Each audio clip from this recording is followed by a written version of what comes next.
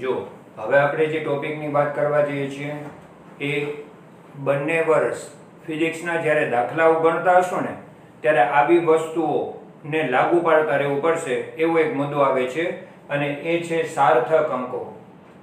ખાસ કરીને ગણતરી વખતે આ સાર્થક અંકોની જે કાંઈ ચર્ચાઓ ચાલે છે ને એ આપણને ઉપયોગમાં લેવાની થશે. જો આ ચેપ્ટરમાં આપણે એક પારિમાણિક સૂત્ર અને એકમોનો વિભાગનું આખું ટેબલ લીધું હતું. એ પણ સતત 2 વર્ષ કામ આવશે.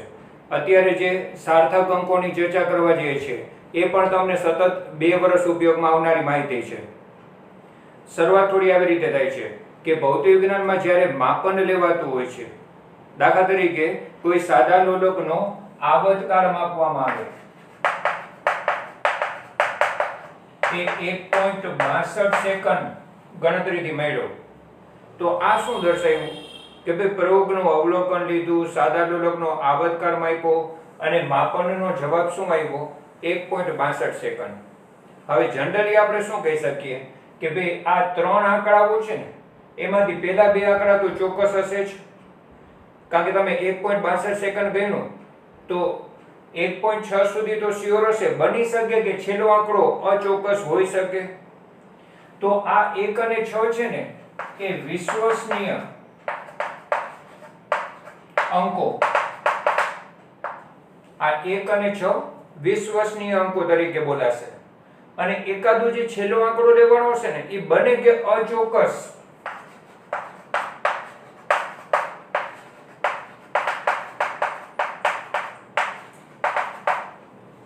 બની શકે કે એવું કોઈ એક અચોક્કસ અંક, છેલ્લો આંકડો અચોક્કસ હોય, પણ એ રીતે તૈયાર થતી આ સંખ્યા કે જેમાં વિશ્વસનીય અંકો સાથે એકાદો અચોક્કસ અંક હોય, એ રીતે માપન દર્શાવતી આવી સંખ્યાને સાર્થક સંખ્યા કહેવાશે. તો આ જે છે ને આ સંખ્યામાં સાર્થક અંકોની સંખ્યા કેટલી થઈ કહેવાય? 3. સાર્થક અંકોની સંખ્યા 3 થઈ.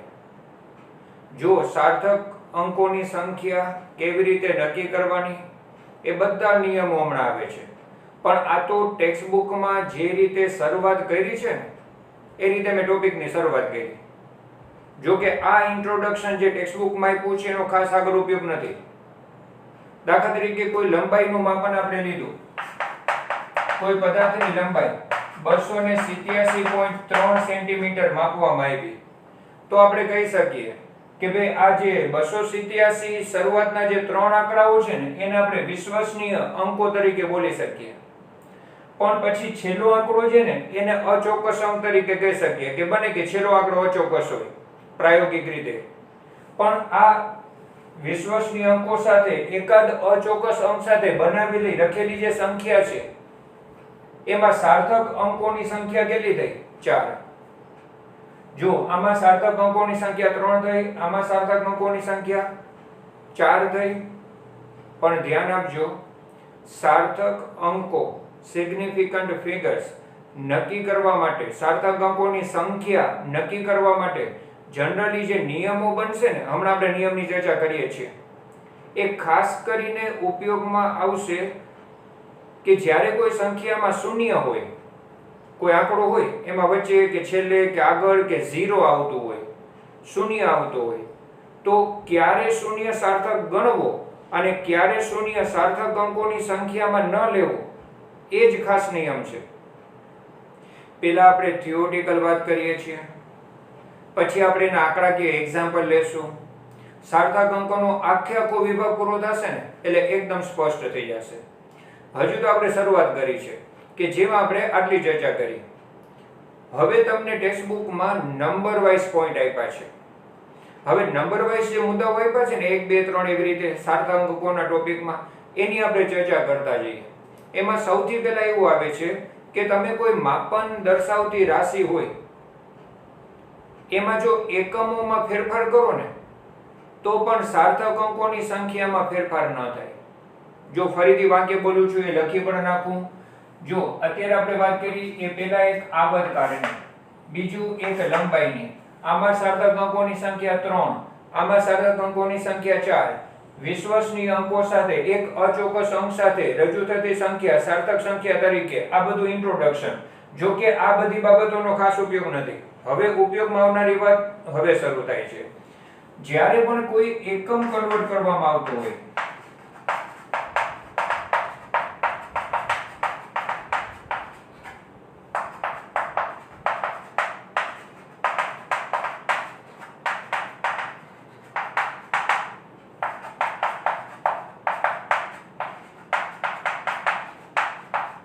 જો ટેક્સ્ટ બુકમાં તમે નંબર 1 મુદ્દો વાંચવાનું શરૂ કરશો ને, એની પહેલા જ ઉપર આ એક ખાસ વાક્ય આવી જશે. મેં એટલે જ આખું વાક્ય લખી નાખ્યું કે એકમોના ફેરફાર કરવાથી સાર્થક અંકોની સંખ્યામાં ફેરફાર થશે નહીં. દાખલા તરીકે કોઈ એક લંબાઈ 2.308 સેન્ટીમીટર છે. હું ટેક્સ્ટનો જ આંકડો લઈને તમને સમજાવું. બરાબર, ટેક્સ્ટ બુકના આંકડાઓ જે આપ્યા છે એને લઈને જ આપણે ચર્ચાઓ કરીએ. એટલે તમે પાછું ટેક્સ્ટ બુકમાંથી વાંચો ત્યારે ખબર પડે કે હા બરાબર હમણાં આ બધી ચર્ચાઓ આવી. પણ જો એકમોનો ફેરફાર કરવાથી સાર્થક અંકોની સંખ્યામાં ફેરફાર થશે નહીં. 2.308 સેન્ટીમીટર છે, એને જો આપણે મીટરમાં ફેરવવું હોય ને તો 100 વડે ભાગવા પડે. હવે આને તમે 100 વડે ભાગશો ને એટલે કેટલા થશે? 0.02308 મીટર થશે. જો આને તમારે મિલીમીટરમાં ફેરવવું હોય તો 1 સેન્ટીમીટર એટલે 10 મિલીમીટર થાય, એટલે 10 ગુણાવવા પડે. તો જવાબ થશે 23.08 મિલીમીટર. જો ધ્યાન રાખજો, આ સેન્ટીમીટર ને મીટરમાં ફેરવવું. કેવી રીતે? તો સેન્ટીમીટર ને મીટરમાં ફેરવવા 100 વડે ભાગવાનું. આને 100 વડે ભાગશો એટલે એક પોઈન્ટ અને હજી એક 0 કરીને પોઈન્ટ લગાડવા પડે. આને 10 વડે ગુણાવશો એટલે મિલીમીટરમાં ફેરવાનું. આને આપણે એક બીજો આંકડો લખવો હોય ને તો એમે લખી શકશો 23080 માઇક્રોમીટર. જો સેન્ટીમીટર ને મીટરમાં, મિલીમીટરમાં ને માઇક્રોમીટરમાં ફેરવવું. માઇક્રોમીટરમાં ફેરવવું ને ત્યારે આ રીતના જો પોઈન્ટ નીકળી જાય છે 23080 માઇક્રોમીટર થશે. એ કન્વર્ઝન અલગથી આપણે સમજી શકાય. પણ અત્યારે એક વસ્તુ તમે ધ્યાન રાખો, આપણે શું કર્યું અત્યારે? એકમોનો ફેરફાર કર્યો.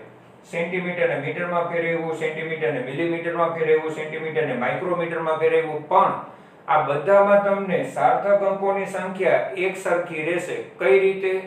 તો હમણાં આપણે નિયમ સાથે ચર્ચા કરીએ. હવે તમને નંબર 1 મુદ્દો છે ને ટેક્સ્ટ બુકમાં, જેમાં આંકડાઓ સાથે ચર્ચા શરૂ કરી અને 5 સ્પોટ આપેલા છે. પહેલો નિયમ પહેલા સ્પોટમાં આવે છે કે દરેક શૂન્યેતર સંખ્યાઓ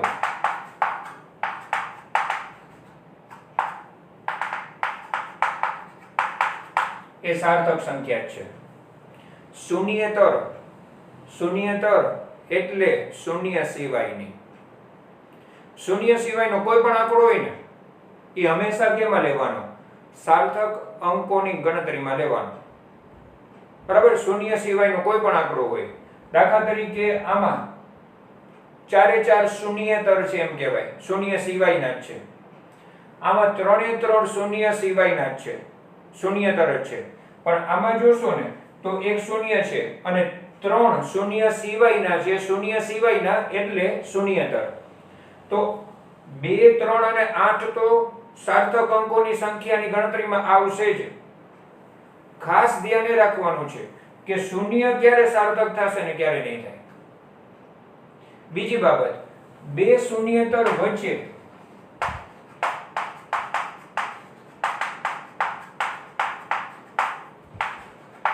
આવતા શૂન્ય એ પણ સાર્થક થશે. જો સ્પોટ વાઇઝ આવો નિયમ આપ્યો છે કે જો અહીંયા જોશો ને તો આ 0 કેવો છે? 2 શૂન્યેતર વચ્ચે છે. તો એવો શૂન્ય સાર્થક લેવાનો, સાર્થક અંકોની સંખ્યામાં લેવાનો. અહીંયા જો આ શૂન્ય છે ને 2 શૂન્યેતર વચ્ચે નથી. આ શૂન્ય છે ને છેલ્લો શૂન્ય એ 2 શૂન્યેતર વચ્ચે નથી. પણ જો આ શૂન્ય છે ને એ 3 અને 8 ની વચ્ચે છે. એને કહેવાય બે શૂન્યતર વચ્ચે આવતો શૂન્યાંક. જ્યારે આ શૂન્ય છે ને એ બે શૂન્યતર વચ્ચે નથી. પણ નિયમ શું ધ્યાન રાખવાનો છે? જો અત્યારે સૈદ્ધાંતિક વાતો કરીએ છીએ એ બધી આપણે આંકડાકીય ગણતરીના એક્ઝામ્પલ લેશું, એમાં લાગુ પાડશું. પહેલા થોડુંક સાર્થક અંકોનું સૈદ્ધાંતિક ભણવાનું છે. એમાંય આ ઇન્ટ્રોડક્શન ખાસ ઉપયોગમાં નથી આવવાનું. હવે નંબર વાઇઝ મુદ્દાઓ જે શરૂ કર્યા છે ને એમાંથી પહેલા મુદ્દાની વાત ચાલે છે અને એમાં અત્યાર સુધીમાં બે નિયમો આવ્યા. આ બધા નિયમો કામના છે. તો જુઓ, દરેક શૂન્યતર સંખ્યા સાર્થક સંખ્યા છે. શૂન્ય સિવાયની સંખ્યા સાર્થક જ હશે. બે શૂન્યતર વચ્ચેના શૂન્ય સાર્થક સંખ્યા. જો આ બે શૂન્ય વચ્ચેનો, બે શૂન્યતર વચ્ચેનો શૂન્ય છે, આમાં પણ એવી રીતે કહેવાય. પણ જુઓ, એક કરતા નાની સંખ્યા હોય, બરાબર ધ્યાન રાખજો.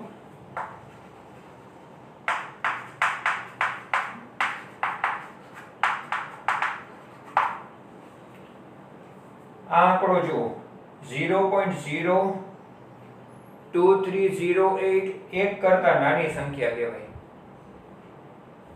0.02308 છે, 0.05 છે, 0.35 છે. હું જેટલા આંકડાઓ બોલું છું કેવા બોલું છું? 0 પોઈન્ટ બોલું છું ને એ બધા એક કરતા નાની સંખ્યા કહેવાય. એક કરતા નાની સંખ્યામાં શૂન્યતરની ડાબી બાજુના શૂન્યાંકો, વાક્યરચના જરા જોજો. શૂન્યતર, દાખલા તરીકે આંકડો 2 છે, શૂન્યતર કહેવાય. એની ડાબી તરફના શૂન્યાંકો સાર્થક નથી. તો જો આ નિયમ ત્રીજો, એક કરતા નાની સંખ્યા હોય તો એમાં શૂન્યતરના ડાબી બાજુના શૂન્યાંકો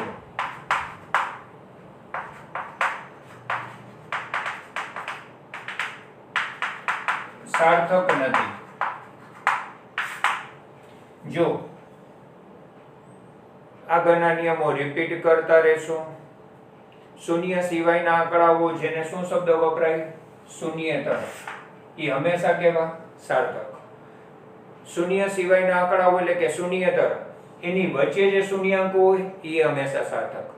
પણ જો એક કરતા નાની સંખ્યા હોય તો શૂન્યતરની ડાબી તરફના શૂન્યાંકો છે ને, પ્રથમ શૂન્યતરની ડાબી તરફના શૂન્યાંકો છે ને એ સાર્થક નથી. જો આને પ્રથમ શૂન્યતર કહેવાય, એની ડાબી તરફના શૂન્યાંકો આ સાર્થક નથી. સતત આવશે, ધ્યાન રાખજો. દશાંશ ચિહ્ન વગરની સંખ્યા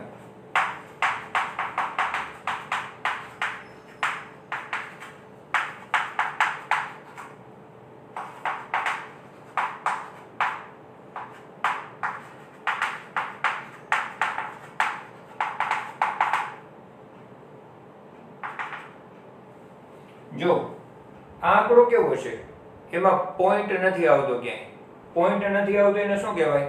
દશાંશ ચિહ્ન વગરની સંખ્યા કહેવાય. દશાંશ ચિહ્ન વગરની સંખ્યામાં અંતિમ શૂન્યાંકો સાર્થક નથી. ધ્યાન રાખજો, આ રીતના સાર્થક નથી. તમે જો અત્યાર સુધીમાં બે નિયમો, ક્યારે આંકડાઓ સાર્થક સંખ્યાની ગણતરીમાં લેવાના, ક્યારે સાર્થક ન લેવાના, એના બબે પોઈન્ટ આવ્યા.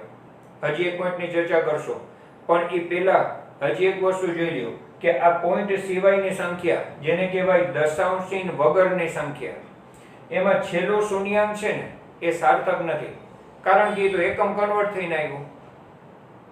એટલે ખરેખર તમે જુઓ ને તો હવે નિયમો લાગુ પાડો ને તો આમાં સાર્થક અંકોની સંખ્યા કેટલી થઈ? 4.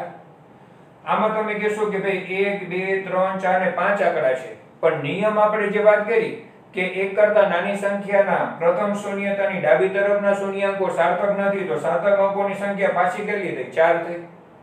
એનેથી આગળ વધીએ તો દશાંશ ચિહ્ન વગરની સંખ્યા છે. હવે આમાં તો 5 આંકડા છે, પણ દશાંશ ચિહ્ન વગરની સંખ્યાના છેલ્લા શૂન્યાંકો સાર્થક નથી, તો વળી સાર્થક અંકોની સંખ્યા કેટલી થઈ? 4 થઈ. આ નિયમ છે ને એ આ આંકડાકીય એક્ઝામ્પલ સાથે ચર્ચા કરવાના છે. એટલે ટેક્સ્ટમાં પહેલા આંકડાકીય એક્ઝામ્પલ આપ્યું છે, પછી નિયમો આપ્યા. કારણ કે આ બધા એકમોનો ફેરફાર કરવાથી બનતા આંકડાઓ છે કે જેમાં આ બધા નિયમો લાગુ પાડતા દરેકમાં તમે જુઓ ને તો સાર્થક અંકોની સંખ્યા 4 જ રહેશે. કારણ કે એકમ કન્વર્ટ કર્યો છે, સાર્થક અંકોની સંખ્યા 4 જ રહેશે. છેલ્લો 5મો નિયમ છે, એમાં એવું કહે છે કે દશાંશ ચિહ્ન ધરાવતી સંખ્યા હોય, દશાંશ ચિહ્ન ધરાવતી સંખ્યા એટલે પોઈન્ટ વાળા આંકડાઓ, એના અંતિમ શૂન્યાંકો સાર્થક થશે. જોજો આમાં અંતિમ શૂન્યાંકો સાર્થક નથી, પણ આવા પ્રકારમાં અંતિમ શૂન્યાંકો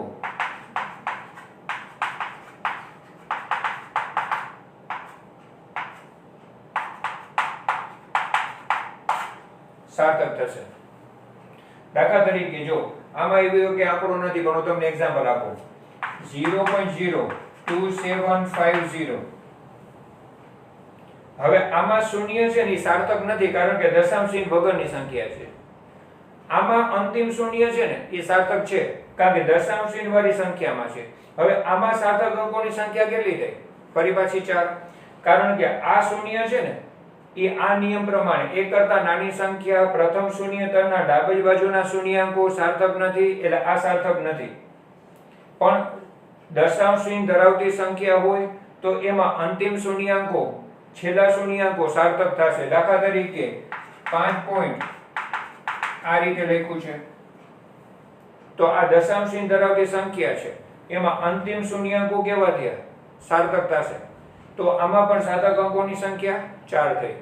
પણ જો આવા જે 5 નિયમો જેમ ઉપયોગમાં આવશે એમ આપણને વધુ સ્પષ્ટ થઈ જશે, યાદ રહી જશે. કોઈ પણ આંકડો લખશો, દાખલા તરીકે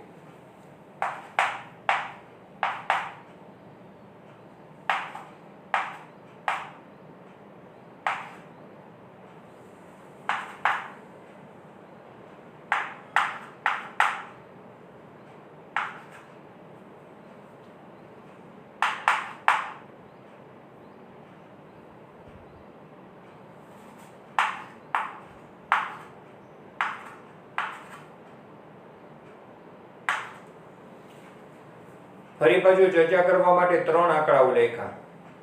જો આમાં 5 7 3 5 બધા શું છે? શૂન્યતર, એ તો સાર્થકમાં જ આવે. આમાં 5 7 અને 1 શૂન્યતર છે, એ સાર્થકમાં આવે. 3 અને 8 શૂન્યતર, શૂન્યતર એટલે શૂન્ય સીમા, એ તો સાર્થક અંકોમાં આવે. પહેલો નિયમ થઈ ગયો. બીજું, 2 શૂન્યતર વચ્ચેના શૂન્યાંકો, જો આ 2 શૂન્યતર 5 અને 7 એની વચ્ચેનો શૂન્ય છે તો સાર્થક સંખ્યામાં આવશે. આમાં એક કરતા નાની સંખ્યા, તો આ શૂન્યાંકો સાર્થક નથી. પ્રથમ શૂન્યતાની ડાબી બાજુના સાર્થક નથી. દશાંશ ચિહ્ન વગરની સંખ્યા અત્યારે મેં લખી નથી, પણ દશાંશ ચિહ્ન વગરની સંખ્યાના છેલ્લા શૂન્યાંકો સાર્થક નથી થતા. અને દશાંશ ચિહ્ન ધરાવતી સંખ્યામાં અંતિમ શૂન્યાંકો સાર્થક છે, તો આ દશાંશ ચિહ્ન ધરાવતી સંખ્યા છે એના અંતિમ શૂન્યાંકો છે. આ દશાંશ ચિહ્ન ધરાવતી સંખ્યા છે જેના અંતિમ શૂન્યાંક છે 0, એમાં સાર્થક થશે. આ બધા નિયમો સાથે ફરી પાછું હું કહું તો આમાં સાર્થક અંકોની સંખ્યા કેટલી થશે? 1 2 3 4 અને 5. સાર્થક અંકોની સંખ્યા 5 થઈ. જોજો હજી મુખ્ય વાત તો આગળ આવશે, પણ મુખ્ય વાત જ્યારે આપણે ચર્ચા કરતા હશો ને ત્યારે 2 આંકડાઓના ગુણાકાર હશે, સરવાળા બાદબાકી હશે કે ભાગાકાર હશે, ત્યારે આગળની પ્રોસિજર કરતી વખતે આપણે દરેક સંખ્યામાં સાર્થક અંકોની સંખ્યા નક્કી કરવાની હશે. એના માટેના નિયમ છે. કયો શૂન્ય સાર્થક લેવો અને કયો શૂન્ય સાર્થક ન લેવો એનો તો ખાસ નિયમ લેવાનો છે. બાકી શૂન્ય સિવાયના આંકડાઓ તો સાર્થક સંખ્યામાં લેવાના જ છે. તો આમાં સાર્થક અંકોની સંખ્યા કેટલી થઈ? આમાં સાર્થક અંકોની સંખ્યા 4 થઈ. આમાં સાર્થક અંકોની સંખ્યા કેટલી થઈ? 3 થઈ, કારણ કે આ શૂન્ય સાર્થક નથી. તો આવા 3 આંકડા હોય પછી અહીંયા 2 આંકડા હોય પછી આ જગ્યાએ એકમોના કન્વર્ઝન સાથે આ બધી ચર્ચાઓ સાથે હજુ આપણે સાર્થક અંકોની સંખ્યાના ટેક્સ્ટ બુક પ્રમાણેનો નંબર વાઇઝ પહેલો મુદ્દો પૂરો કર્યો. હજી આગળની ચર્ચાઓ આગળ વધારીએ. નંબર વાઇઝ બીજા મુદ્દામાં થોડીક ચર્ચા એવી આવે છે કે ઘણી વખત અંતિમ શૂન્યાંકો સાર્થક લેવા કે નહીં એમાં મૂંઝવણ થઈ શકે. એકદમ સ્પષ્ટ ચર્ચાઓ આપી છે આંકડાકીય એક્ઝામ્પલ સાથે, અને આપણે ટેક્સ્ટના આંકડાઓ સાથે જ આગળ વધશું. દાખલા તરીકે જો મેં તમને કીધું કે ચર્ચા આગળ એમ વધારીએ છીએ, નંબર 2 મુદ્દામાં અત્યાર સુધી ટેક્સ્ટબુકનો નંબર 1 મુદ્દો પૂરો કર્યો. નંબર 2 મુદ્દામાં એવી ચર્ચા આગળ વધે છે કે ઘણી વખત અંતિમ શૂન્યાંક, જેમ કે આપણે 2 નિયમ આવ્યા, દશાંશ ચિહ્ન વગરની સંખ્યાનો અંતિમ શૂન્યાંક તો સાર્થક નથી, દશાંશ ચિહ્ન ધરાવતી સંખ્યામાં અંતિમ શૂન્યાંક તો સાર્થક છે. આવા 2 નિયમો આવ્યા હમણાં. 5 નિયમોમાંથી આ 2 નિયમો વિશે થોડી હજી વધારે ચર્ચા. તો ઘણી વખત અંતિમ શૂન્યાંક સાર્થક છે કે નહીં નક્કી કરવામાં મૂંઝવણ થાય છે. એ નંબર 2 મુદ્દામાં આપણે એક આંકડાકીય એક્ઝામ્પલ સાથે લેશું. તો નંબર 3 મુદ્દામાં એ મૂંઝવણ, એ દ્વિધા, એ કન્ફ્યુઝન દૂર કરવા માટે કઈ પદ્ધતિઓ અપનાવવી જોઈએ એની ચર્ચા આવશે. તો જુઓ, આગળ આપણે એવી વાત વધારીએ કે દાખલા તરીકે આપણે એક સંખ્યા લઈએ. દાખલા તરીકે કોઈ એક લંબાઈ છે એ 4.700 મીટર માપવામાં આવી. ધારો કે કોઈ લંબાઈ છે, એનું મૂલ્ય આટલું મળ્યું. હવે આ માપન કર્યું છે, પોઈન્ટ પછી 3 આંકડા છે, એટલે એ શાની મદદથી મપાયેલું હશે? તો સ્ક્રૂ ગેજ કે સ્પેરોમીટર. આવી ચર્ચા આગળ આવી ગઈ. નંબર વાઇઝ મુદ્દાઓ શરૂ થશે ને, એની પહેલા એક વાક્ય એવું આવશે ટેક્સ્ટબુકની અંદર કે સાર્થક અંકોની સંખ્યા સાધનના લઘુત્તમ માપશક્તિ પર પણ આધાર રાખશે. અગાઉ આવેલી વાતો રિપીટ કરી દઉં કે સાદી સ્કેલની મદદથી લઘુત્તમ માપ થાય 0.1 સેન્ટીમીટર. આંકડાઓ સાથે અગાઉ લખ્યું હતું એટલે એ બધું બોર્ડમાં હું લખતો નથી, રિપીટ નથી કરતો, મૌખિક કહી દઉં. તો તમે સાદી સ્કેલથી જે કાંઈ માપનો લેશો ને પોઈન્ટ પછી એક આંકડામાં આવશે. પણ જો વર્નિયર કેલિપર્સ છે એનું લઘુત્તમ માપ છે 0.01 સેન્ટીમીટર, તો એની મદદથી તમે માપનો લેશો તો પોઈન્ટ પછી 2 આંકડા આવશે, તો સાર્થક અંકોની સંખ્યા વધારે આવશે. જો તમે સ્ક્રૂ ગેજ કે સ્પેરોમીટરનો ઉપયોગ કરશો તો લઘુત્તમ માપ છે 0.001 સેન્ટીમીટર, તો એ સાધનની મદદથી સેન્ટીમીટરમાં માપનો લ્યો ને તો પોઈન્ટ પછી 3 આંકડામાં આવે. જેમ કે અહીં પોઈન્ટ પછી 3 આંકડાઓ થયા, તો સાર્થક અંકોની સંખ્યા એ પ્રમાણે વધારે મળશે. તો આવું એક વાક્ય પણ ધ્યાન રાખજો, ક્યાંક શોર્ટ ક્વેશ્ચન ખાલી જગ્યામાં કામ આવી શકે કે સાર્થક અંકોની સંખ્યા ખાલી જગ્યા પર આધારિત છે. તો 4 વિકલ્પમાંથી આપણે એક વિકલ્પ આપ્યો હોય સાધનના લઘુત્તમ માપ શક્તિ પર આધારિત છે, તો એ વિકલ્પ સિલેક્ટ કરવો પડે, બાકીના ખોટા આપ્યા હોય. બીજી વાર આગળ વધારીએ કે જે નંબર 2 મુદ્દામાં આપી છે કે જુઓ, આ રીતના કોઈ આંકડો છે, એને મારે સેન્ટીમીટરમાં ફેરવવું હોય ને તો મીટરને સેન્ટીમીટરમાં ફેરવવા 100 વડે ગુણાવવા પડે. તો 100 ગુણાવશો ને એટલે 470.0 સેન્ટીમીટર થશે. જો આને 100 વડે ગુણાવશો એટલે 2 પોઈન્ટ શિફ્ટ થશે.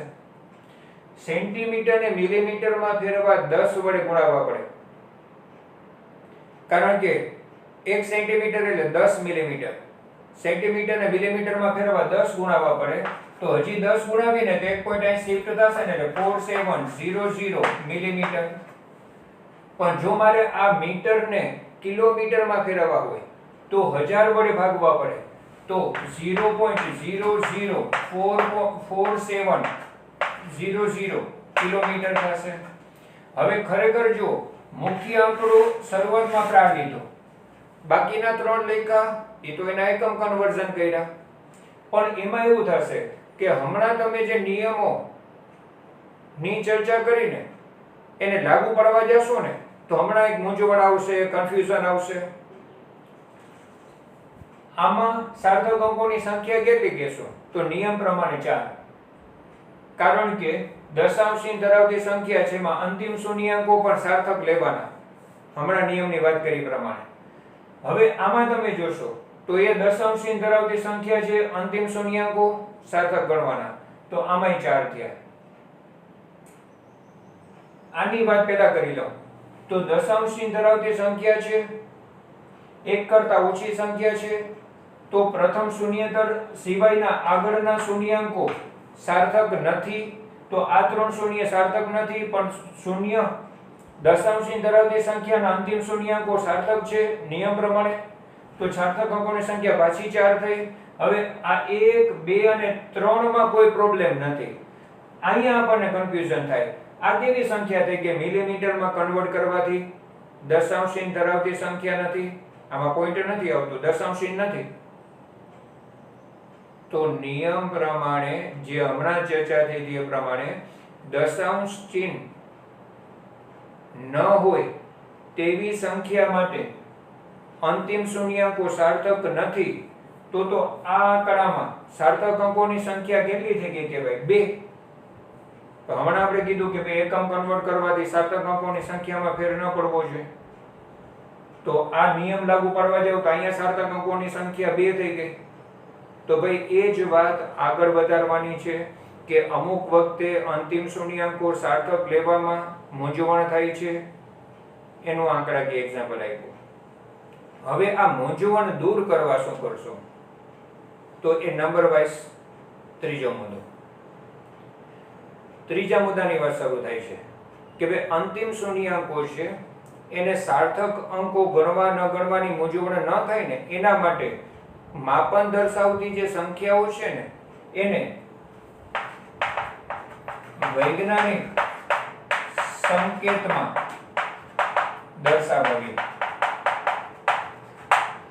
સંખ્યાને વૈજ્ઞાનિક સંકેતમાં દર્શાવી, સાયન્ટિફિક નોટેશનમાં દર્શાવી. સાયન્ટિફિક નોટેશન તમે દ્રષ્ટિ સ્થાન ભેદની રીત, ગ્રહ કે તારાના પરિમાણના માપનની રીતના દાખલાઓ કરતા હતા ને ત્યારે આપણે છેલ્લો જવાબ કેવી રીતે લખતા હતા? આવી પેટર્નમાં. આપણે છે ને યાદ હોય ને તો પોઈન્ટ શિફ્ટ કરી 10 ની ઘાતાંકમાં ફેરફાર કરી છેલ્લા જવાબો છે ને આવી પેટર્નમાં લખતા હતા. મેં તમને ત્યારે કીધું હતું કે ભાઈ આ બાબત આગળ જતા થોડી વધારે પ્રેક્ટિસમાં આવશે. વૈજ્ઞાનિક સંકેત ઇંગ્લિશમાં કહેવાશે સાયન્ટિફિક નોટેશન.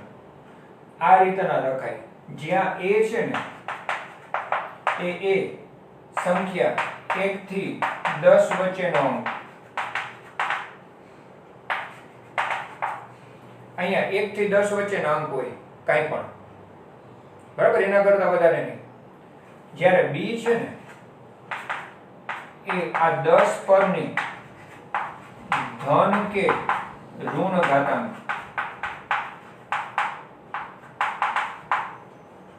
બીજી બાબત, જો આપણે જે ચર્ચા શરૂ કરી છે એમાં આ રીતના એક ખૂબ જ અગત્યનો મુદ્દો એવો આવ્યો કે સંખ્યાને વૈજ્ઞાનિક સંકેત સાયન્ટિફિક નોટેશનમાં રજૂ કરવાથી આવી મૂંઝવણો થોડીક દૂર થશે. કેમ ઈ પણ હમણાં સમજણમાં આવી જશે.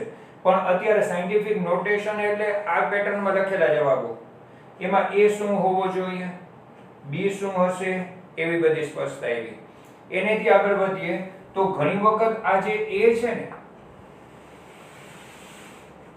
એ a ની સંખ્યા જો less than or equal to 5 હોય ને, a છે એ less than or equal to 5 હોય ને, 5 અથવા એના કરતા ઓછું, તો એને આપણે રાઉન્ડ ઓફ કરવા 1 લેશું. હમણાં હું આંકડા કે એક્ઝામ્પલ આપીશ. તો આવી સિચ્યુએશનમાં રાઉન્ડ ઓફ કરવા માટે આગળ a ની જગ્યાએ 1 લઈ લેશું. અને જો a ની કિંમત 5 થી વધુ અને 10 કે તેના કરતા ઓછી હશે તો રાઉન્ડ ઓફ કરવા માટે ત્યાં a ની જગ્યાએ 10 લઈ લેશું. આ પણ આપણે એપ્રોક્સિમેટ જવાબ લખવા માટે. બાકી ઘણી બધી વખત આ કામ તો નહીં કરતા હોય આપણે, છતાં ટેક્સ્ટમાં અત્યારે આપ્યું છે એટલે હું ચર્ચા કરું છું. મોટે ભાગે જવાબ આ પેટર્નમાં લખશું. પછી એ આંકડો 1 થી 10 વચ્ચેનો અંક જે હોય ને એમને રાખી મૂકશો. એમાં આ પ્રોસિજર જનરલી દર વખતે નહીં કરીએ, પણ ઘણી વખત આવી રીતે એપ્રોક્સિમેટ માપ આપ્યું હોય વિકલ્પ તરીકે 10 ની ઘાતાંક જ આપી હોય. કઈ રીતે? હમણાં એક આંકડાકીય એક્ઝામ્પલ લઉં. દાખલા તરીકે 2.3 ગુણ્યા 10 ઉપર 5. હવે આ સાયન્ટિફિક નોટેશન છે, એમાં a કેટલો છે? 1 કરતા ઓછો 2.3 છે. b છે એ આવી રીતના છે. હવે તમે વિચારો કે આ a છે 5 કરતા ઓછો થયો તો રાઉન્ડ અપ કરવા મારે અહીંયા 1 લઈ લેવાનું થાય ને, તો આને હું નિયરલી 5 કહીશ, 10⁵. ઘણી વખત છે ને જવાબ ખાલી 10 ની ઘાતાંક સ્વરૂપે જ આપ્યો હોય, ત્યારે વિકલ્પ સિલેક્ટ કરતી વખતે જવાબ આમાં આવતો હોય, પણ આપણે એપ્રોક્સિમેટલી જવાબ ત્યાં આપ્યા હોય 10 ની ઘાતાંક સ્વરૂપે, તો આવી રીતના હોય ને ત્યારે 10⁵ લેવું પડે. પણ જો આવી રીતના હોય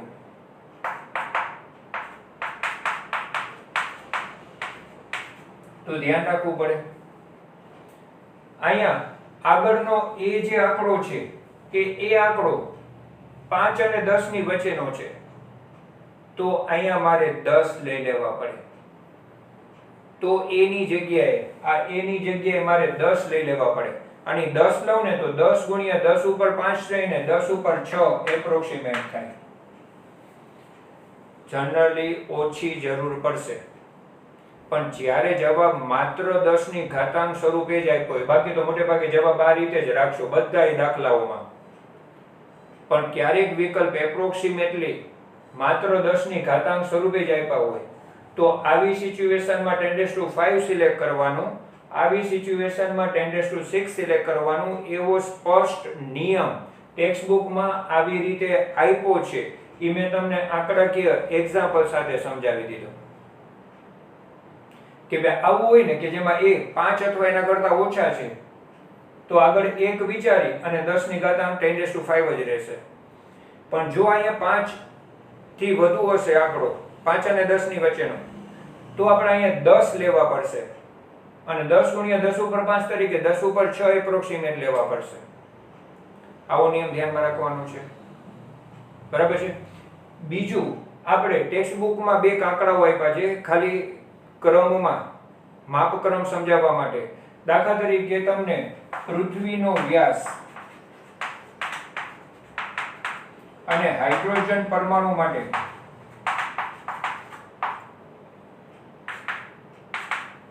એનો વ્યાસ છે, એમાં પૃથ્વીના વ્યાસ તરીકે તમને જે આંકડો આપ્યો છે એ 1.28 ગુણ્યા 10 ઉપર 7.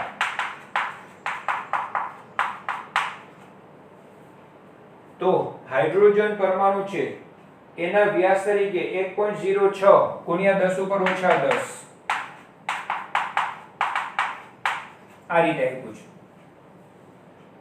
ફરી પાછું હું તમને ધ્યાન દોરી દઉં કે a ગુણ્યા 10 ઉપર b, એમાં a છે ને એ 5 કરતા ઓછા છે. આનો કાઢી નાખું તો એમ કહી શકું પૃથ્વીનો વ્યાસ 10⁷ મીટરના ક્રમનો છે. ટેક્સ્ટમાં બે છે ને આ સિચ્યુએશનના જ આપ્યા છે. મેં તમને આ સિચ્યુએશન એક કીધી વધારાની. હાઇડ્રોજન માટે ફરી પાછો આ આંકડો કેવો છે? 5 કરતા ઓછો.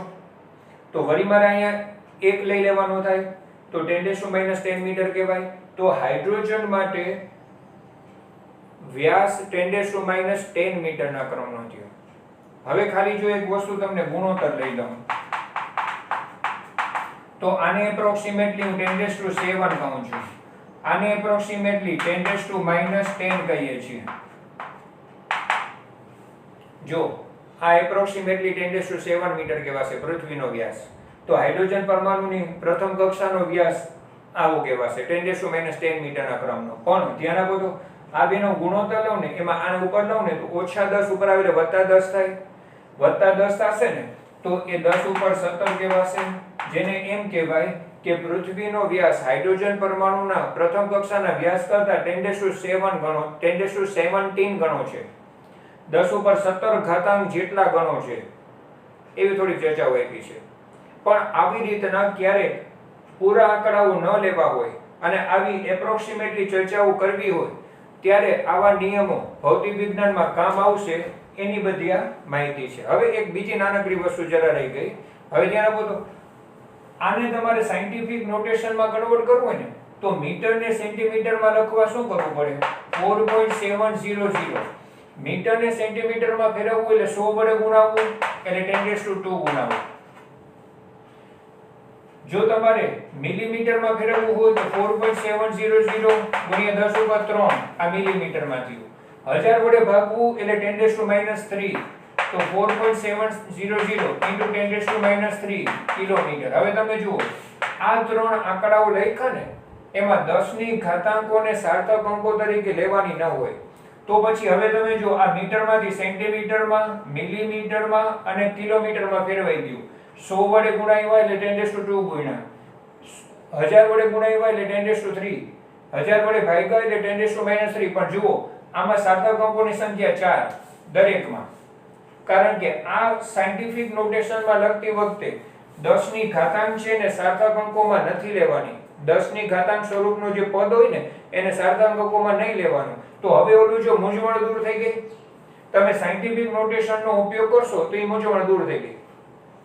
દરેક વખતે સાર્થક અંકોની સંખ્યા 4 4 જ થશે. આવું સૌથી છેલ્લે ચર્ચા આપી છે. આ જ એક્ઝામ્પલને જો તમે વૈજ્ઞાનિક સંકેતમાં દર્શાવશો, આ રીતે કન્વર્ઝન કરશો તો એવી મૂંઝવણ નહીં રહે. એવી ચર્ચા કરતી માહિતી સાથે આપણે ત્રીજો પોઈન્ટ પૂરો કર્યો. ટેક્સ્ટબુકના વિભાગમાંથી સાર્થક અંકો એના નંબર વાઇઝ 3 મુદ્દા પૂરા કરીને ચોથા પાંચમા મુદ્દામાં હમણાં થોડી વાર પહેલા ચર્ચા થયેલા નિયમો રિપીટ થાય છે. ચોથા મુદ્દામાં જો વૈજ્ઞાનિક સંકેત પદ્ધતિનો ઉપયોગ ન કર્યો હોય તો ફરી પાછું એક ને એક વાત કે દશાંશ ચિહ્ન ધરાવતી સંખ્યા એટલે કોઈ પણ સંખ્યામાં વચ્ચે કે છેલ્લે કે પોઈન્ટ આવતા હોય ત્યારે દશાંશ ચિહ્ન ધરાવતી સંખ્યામાં અંતિમ શૂન્યાંકો સાર્થક સંખ્યા તરીકે લેવાના અને દશાંશ ચિહ્ન ન ધરાવતી સંખ્યા એટલે કે એવી સંખ્યા હોય કે એમાં પોઈન્ટ ન આવતું હોય તો એમાં અંતિમ શૂન્યાંકો સાર્થક સંખ્યા તરીકે નહીં લેવાના. નંબર 4 પોઈન્ટ આપ્યો છે, ચોથો પોઈન્ટ જે આપ્યો છે એમાં અગાઉના આ નિયમને રિપીટ કર્યું છે, પણ ઉપર કન્ડિશન સાથે કે વૈજ્ઞાનિક સંકેત પદ્ધતિનો ઉપયોગ ન કરીએ ને તો, બાકી વૈજ્ઞાનિક સંકેત પદ્ધતિનો ઉપયોગ કરવો વધારે સચોટ છે એવું પણ ત્યાં માહિતી આવશે. અને બને ત્યાં સુધી મેં તમને કીધું ને કે આપણે આગલા દાખલાઓમાં આવી રીતે વૈજ્ઞાનિક સંકેત પદ્ધતિમાં છેલ્લો દાખલો લખતા હતા અને હંમેશા એ રીતે દર્શાવવાની રીત આવશે. પાંચમા પોઈન્ટની અંદર ફરી પાછી ઓલી વાત કે એક કરતા નાની સંખ્યા હોય 0.01, 0.25 આ જે આંકડાઓ બોલ્યો ને એ 0. જે આંકડાઓ જે આવે એ એક કરતા નાના સંખ્યા કહેવાય અને એમાં પ્રથમ શૂન્યેતરની ડાબી તરફના શૂન્યાંકો સાર્થક નથી. આ પાંચમો પોઈન્ટ પણ અગાઉનો નિયમ રિપીટ કર્યો.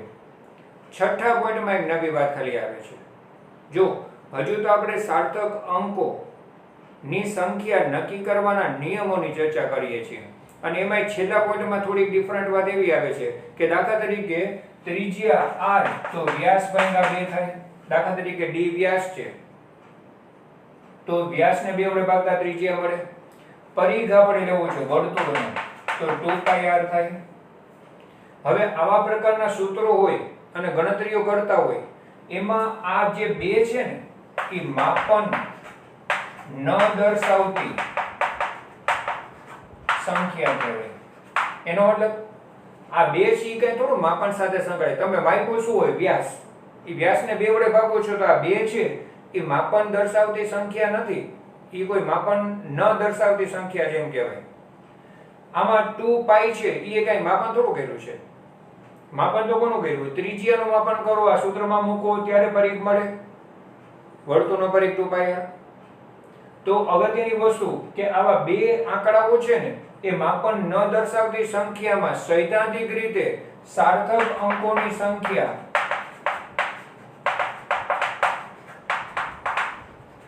અનંત લેવાતી હોય.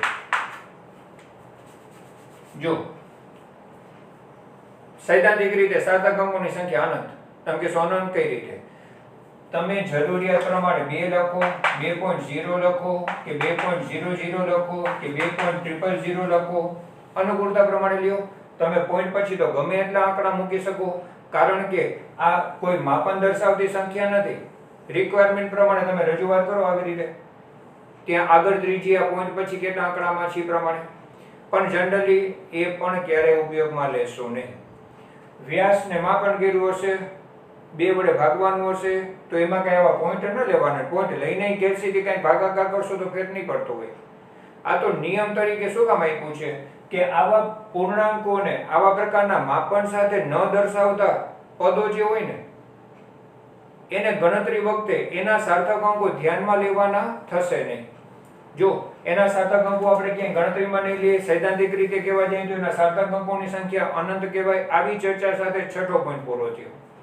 જો હજી તો આપણે સાર્થક અંકો કેવી રીતે નક્કી કરવા એના 6 નિયમોની ચર્ચા કરી, સાયન્ટિફિક નોટેશનની વાત કરી, બહુ અગત્યની.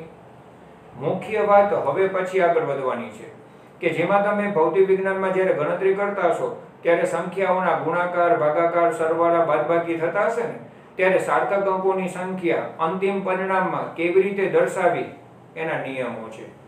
એમાં નિયમો પહેલા ભણશું, પછી એના દાખલાઓ, ટેક્સ્ટ બુક સિવાયના વધારાના પણ 2-3 લેશું એટલે તમને નિયમો સ્પષ્ટ થઈ જાય. એ રીતે આપણે સાર્થક અંકોની સંખ્યા આગળ વધારશું.